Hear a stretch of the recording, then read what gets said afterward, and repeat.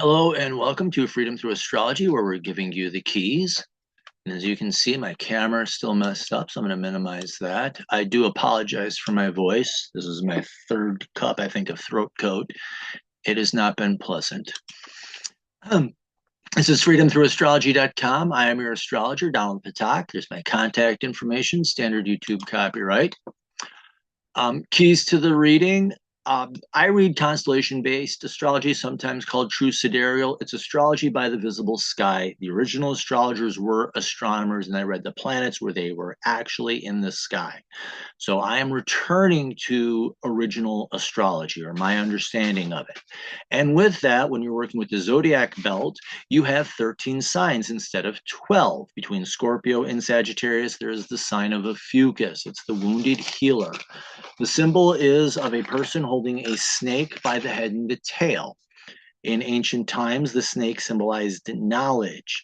So when you're holding it by the head and the tail, it means control or use of knowledge. And the stories and the mythos are that the knowledge was used to heal. So it's where you learn to heal yourself so you can heal others with similar wounds. I'm using the natural size of the constellations because Mother Nature, in her wisdom, made them all different sizes. Virgo is huge at just under 50 degrees. Libra, Scorpio, Ophiuchus, all individually are 25 degrees or less than that. They're much smaller.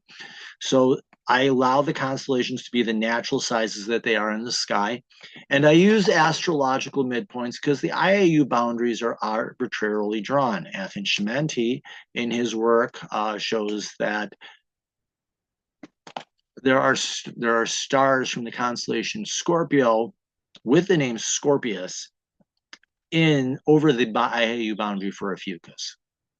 Shouldn't be that way. So he looked at the zodiac belt, last bright star of constellation A, first bright star constellation B was the midpoint, and he went with that.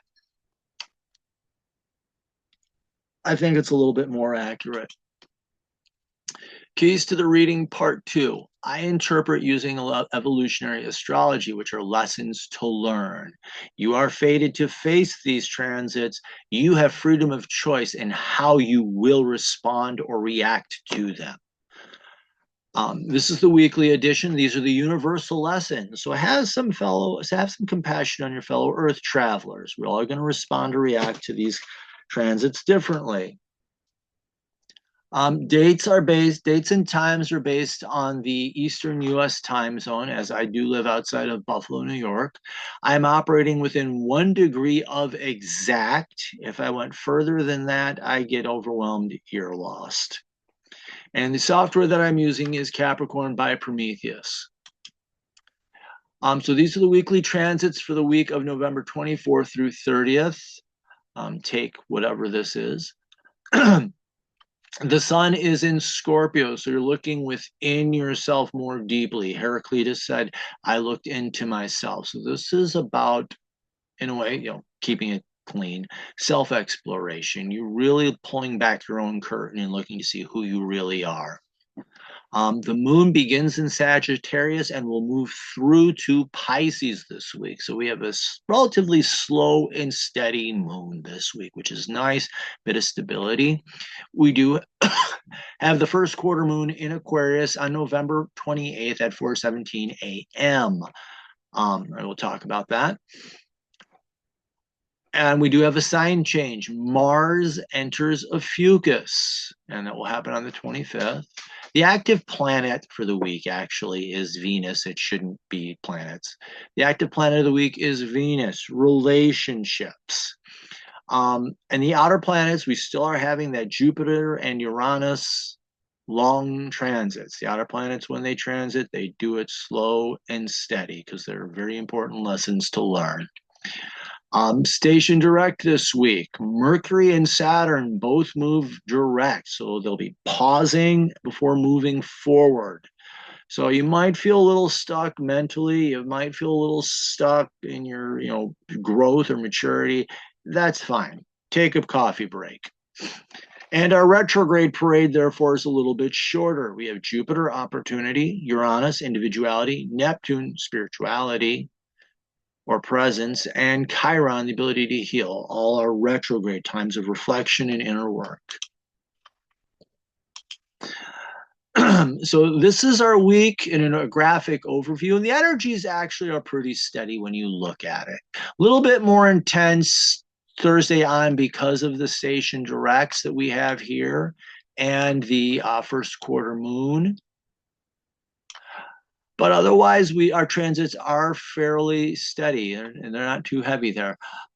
Anything above the line is from last week. When we do look at the moon, you can see it's like you get 2 days change, 2 days change, 2 days change. So the moon is actually relatively stable, and emotionally, which is good.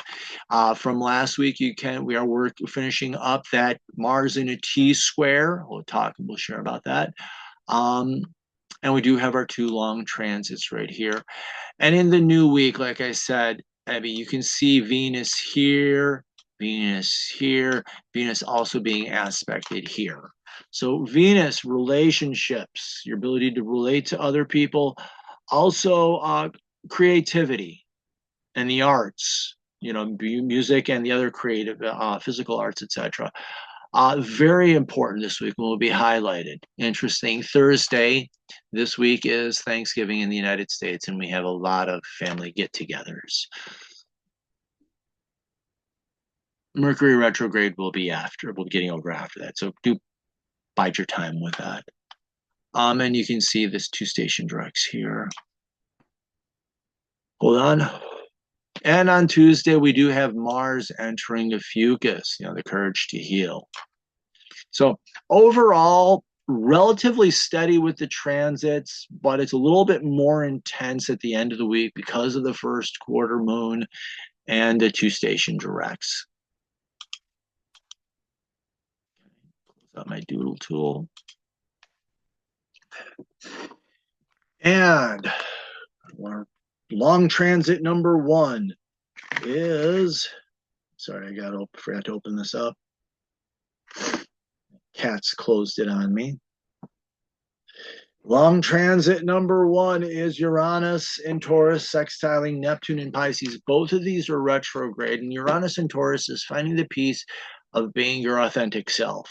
And that's creating an interest in your ability to be present and spiritual awareness. That's how I'm currently looking at that. So how is being authentic and who you really are helping to deepen your spiritual connections and practices? The shadow here is when you're fake, either acting out or selling out. It's lazy, and it leads to a desire just to escape or numb the pain of life. Kind of like I want to numb the pain of the sore throat, only worse. It can have you feeling isolated, alone, and lost, or stuck in an illusion. We also have Jupiter trining Saturn, again, both retrograde. During this, Saturn will go station direct and be moving forward. So Jupiter in Gemini is the opportunity to learn, and right now you're reflecting on that. Are you taking the opportunities to learn? They're being presented to you. And how is this supporting your spiritual growth and spiritual maturity? Saturn is about maturing, and Pisces, I will say, spirituality. So how is that? I just summed that up right nicely. With it, ideally, this is a support. So what you're learning is helping you to grow and mature. The shadow. Okay, not worried about that cry. The shadow is a crisis of confidence. Jupiter is a crisis of confidence, either overconfident or underconfident in your abilities to learn and communicate. And this is a slippery slope downhill into a spiritual mess. I was looking at this the other day. I thought it was feeding spiritual fundamentalism. Rigid rules about your spirituality and how you practice it. Instead of being something open and free flowing, this can lead it getting micromanaged and controlled, and can fuel feelings of fear and despair. and pessimism and just a desire to numb the pain, try to escape, or you're living in illusions. Okay. This is Mars in Scorpio is having the courage to pull deep and to go deep and to face your deepest fears. And this is square. This strengthens your North Node is your destiny in life. And in Aquarius, it is you making your journey your own. So by having the courage to face your deepest fears, it strengthens your individual destiny. The shadow here is falling into those fears, has you trying to be someone, turning it into something, or something, you turning your destiny into something that it is not. You're either denying it outright and or looking for that cookie cutter mold. Yeah.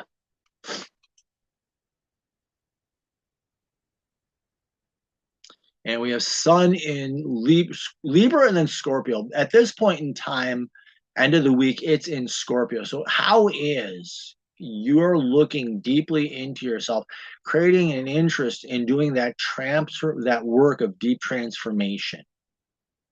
And Pluto is regarded as the co-ruler of Scorpio. So this is really amplified. So learning more about and focusing more on who you really are at heart helps to create an interest in doing the deeper transformation and that work of transformation. And it can help you face your unconscious fears better as well. I don't know why that just popped into my mind. It's not in my notes, but I'll deal with it. Collapsing into the false ego has you feeling isolated and fearful, cynical and empty. And focusing on darkness can be hurtful, and especially to yourself.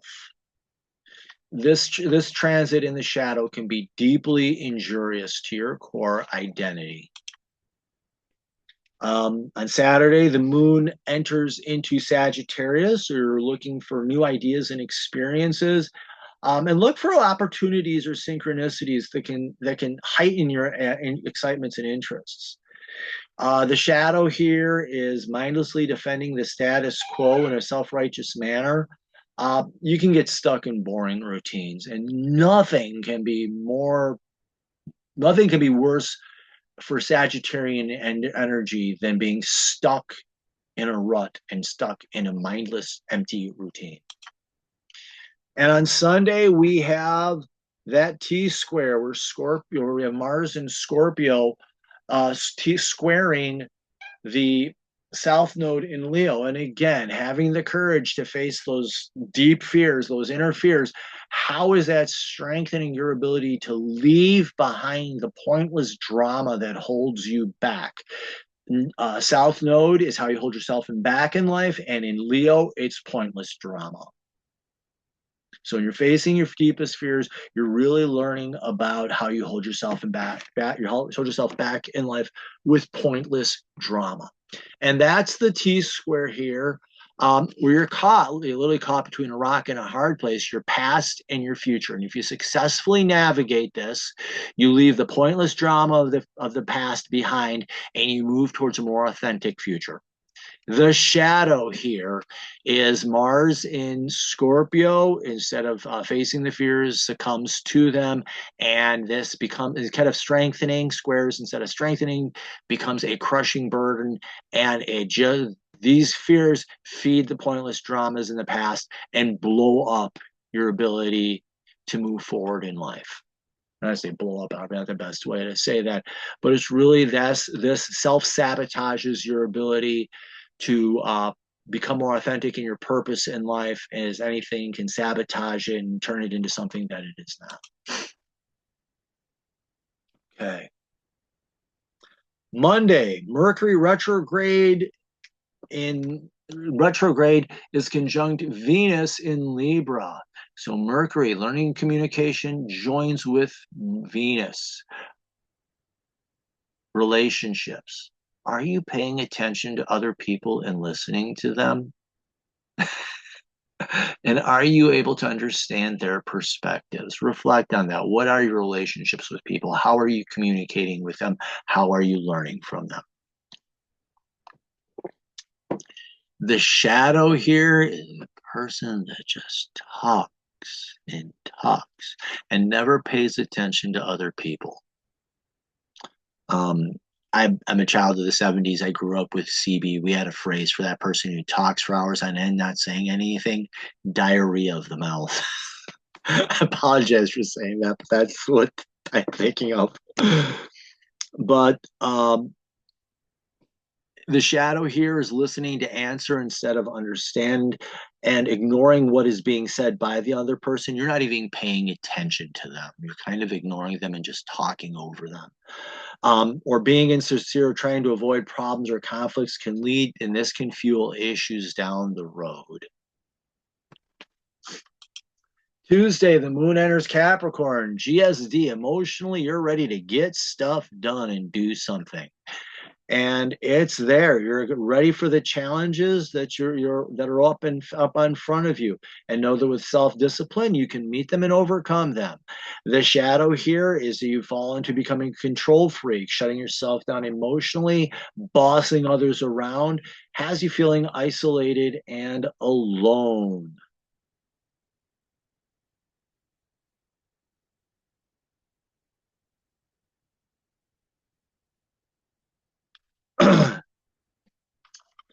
Also on Tuesday, Mars enters Ophiuchus, the courage to heal, because Ophiuchus is teaching you the information you need to know so that you can learn how to heal yourself. I'll look to the house where this falls because that tells you more specifically about the type of wound that you are learning to heal. But Mars is courage and assertiveness. So this is having the courage to heal, but also asserting your right to. And this is not, and the shadow here is falling into fear, and it can be giving that power away to others, or using the knowledge that you're gaining and using it to wound yourself and wound others more deeply. I'm reminded, and I hate to bring this up, but the Nazi death camps in Joseph Mengele. I I mean, this was just an angry man, and I don't know what he was thinking. I don't even want to know.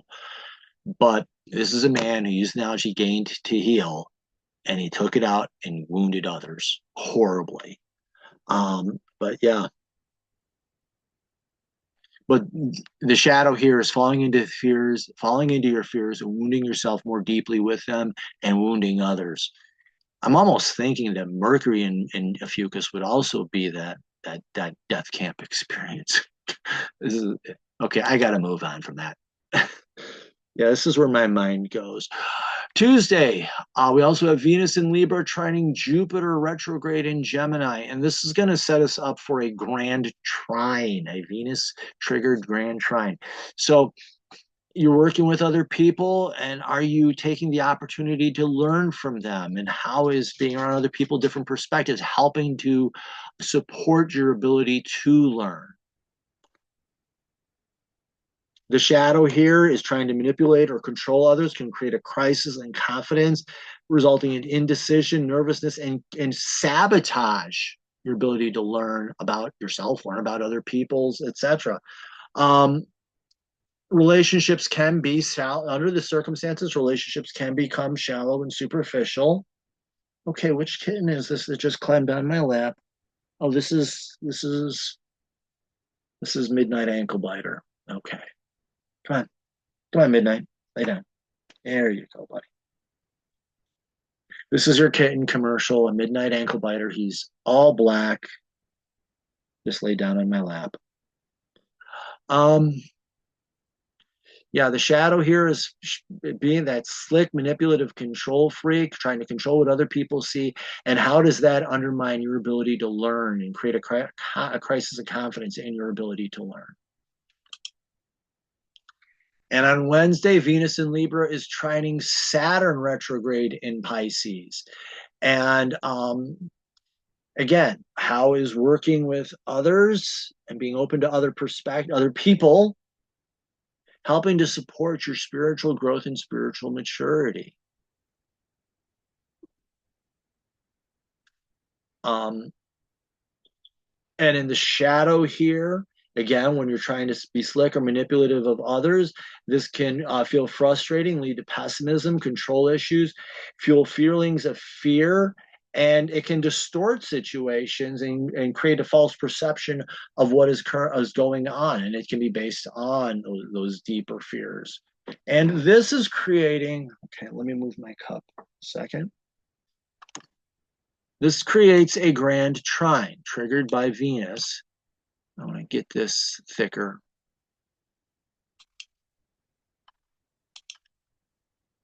This creates a grand trine. Sorry about my not so straight lines.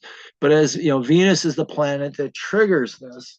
And ideally, excuse me, what happens when you're working with this, what happens is your ability to gain perspectives from different points supports your ability to learn, and as it's supporting that opportunity to learn, it also supports your spiritual growth and spiritual maturity.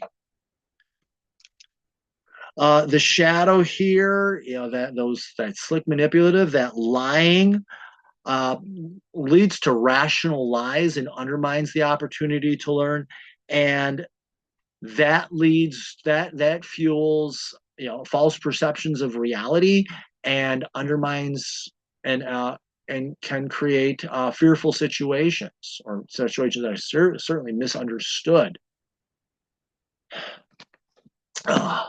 Sorry about that. Okay. Oops, I gotta clear all this stuff here. Delete.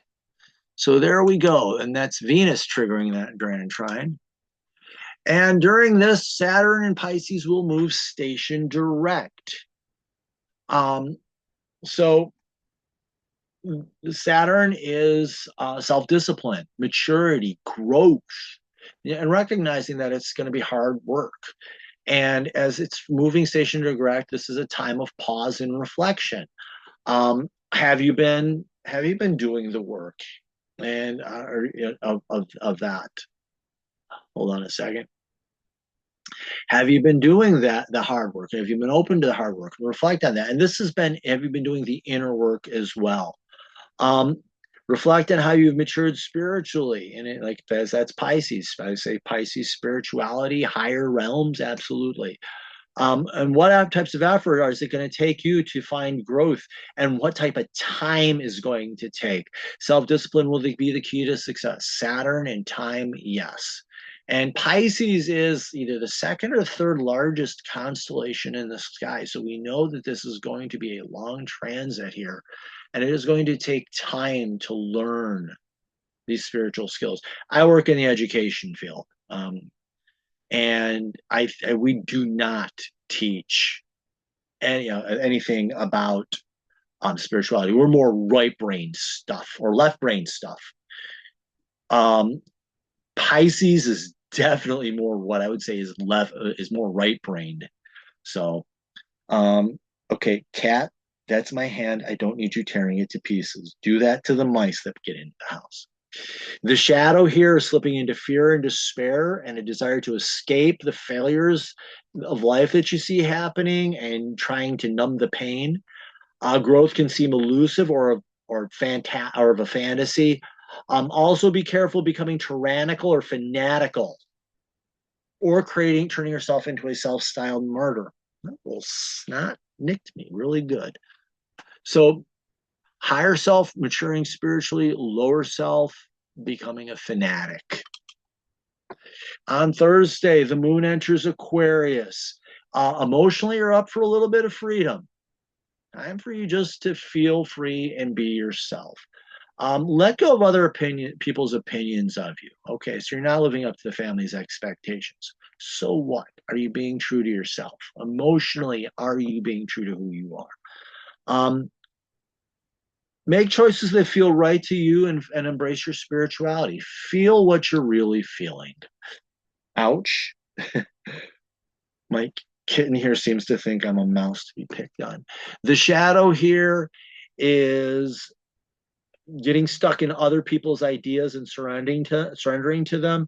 That has you feeling fake, hopeless, bored with life because you're not being who you really are and you're not being true to yourself.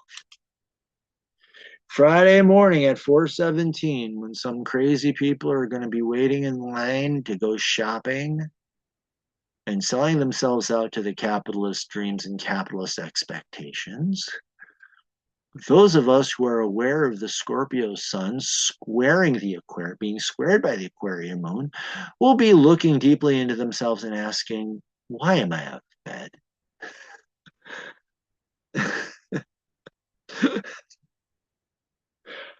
But yeah, that's my sarcastic take on this. It's kind of perfect to me that the first quarter moon is in Aquarius on Black Friday.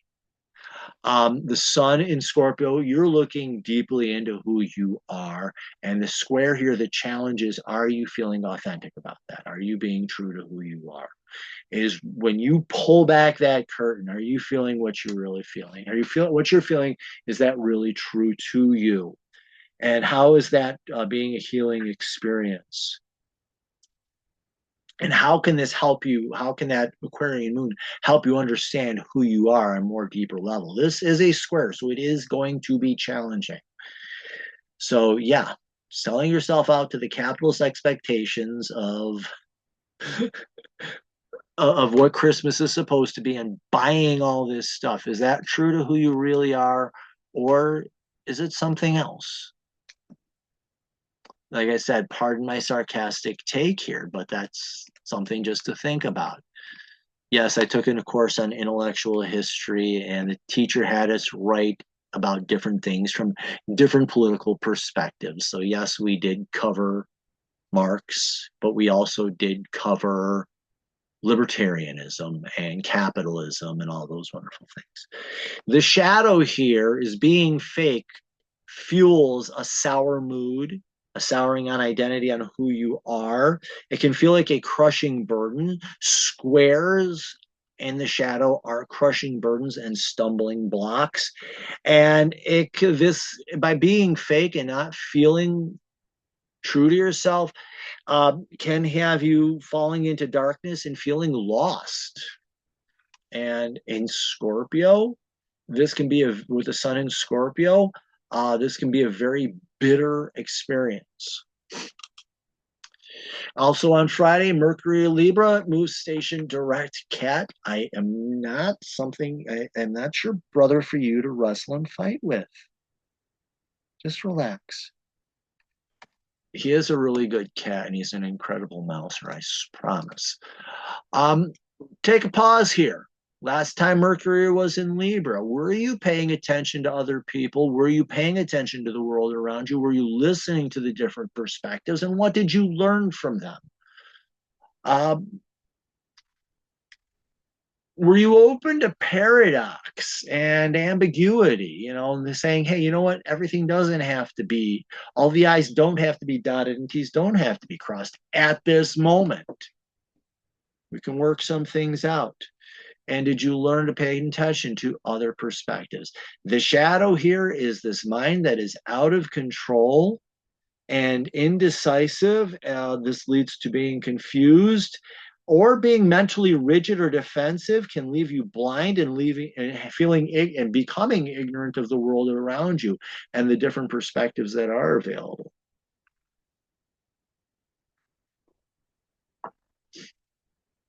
Ouch. Saturday, Venus in Libra is opposite Uranus retrograde in Taurus. So as you're being around other people and you're paying attention, you're open to letting people be who they are. Reflect. Are you being your authentic self with them?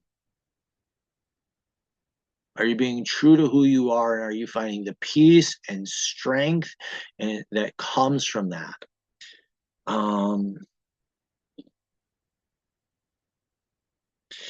The shadow here is being fake with others or slick and manipulative. Leads to a power struggle. You're not being who you are and you're trying to own and control other people. This is going to lead to power struggles, and you can come across as fake and shallow. Your individuality can come across as insincerity, and it's possible to lose peace or be seen as lazy or wishy-washy, or a person that just tries to work with a situation to their own advantage. And also on Saturday, Venus in Libra is trining or supporting Neptune retrograde in Pisces. So as you're being around other people and building relationships with them and understanding it from different perspectives, how is this supporting your spiritual growth and your ability to be present? I think the great lesson of of Neptune in Pisces is just don't do it. Don't do something. Sit there. Be there. How is being around other people helping you to learn just to be with other people and be with them? And how is that also supporting your spiritual growth? What can you learn from being spiritually, from being in relationship with other people?